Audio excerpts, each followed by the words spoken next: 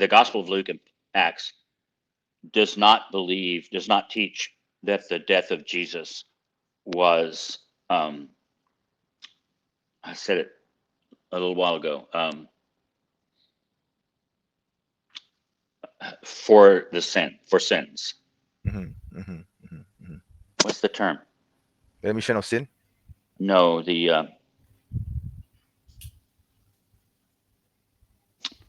can't think of the theological term, but it's Okay. that Jesus's death was for the forgiveness of sins. Okay. That's a doctrine very important to Christianity, right? Yes. You can't find it in Luke or Acts. Oh, you can't? No. And in fact, Mark believes it very strongly. In Mark, remember at the end, when Jesus dies, the veil of the temple is torn in two. You're referring to Matthew 27.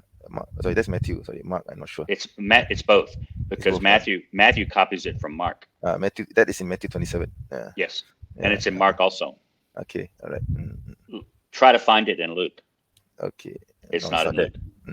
Okay. He excludes it because for the author of Luke, the death of Jesus was not a forgiveness of sins.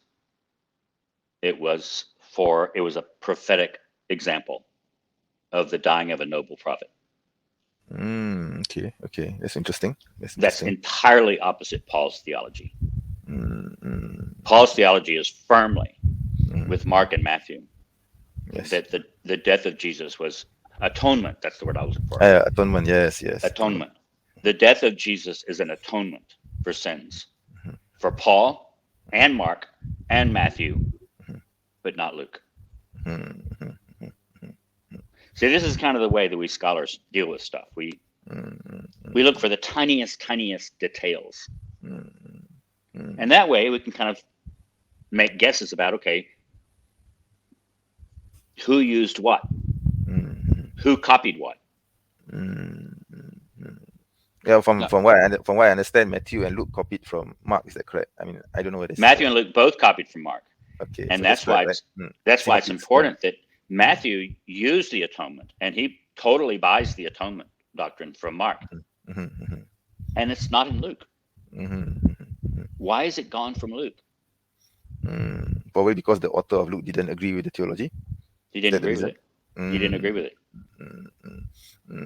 Yeah. Okay. Interesting. Yeah. But I noticed that you don't mention John much.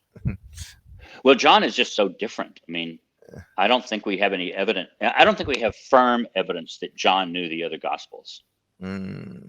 See, that would make it more useful if we could prove that the author of the Gospel of John knew what we call the Synoptic Gospels, that is Matthew, Mark, and Luke.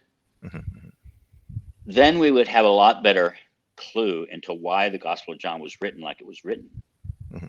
We could say, oh, he rejected this and he accepted this and he rejected.